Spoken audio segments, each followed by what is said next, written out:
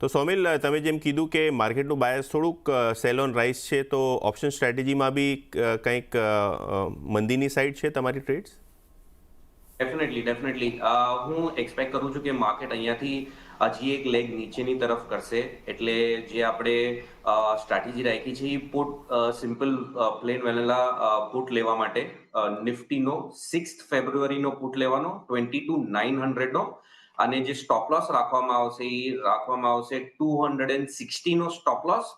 અત્યારે જે પુટ ચાલી રહ્યો છે એ 314 પર ચાલી રહ્યો છે, અને નીચેમાં સ્ટોપ લોસ રાખશું આપણે 260 નો, અને ઉપરમાં ટાર્ગેટ રહેશે 420.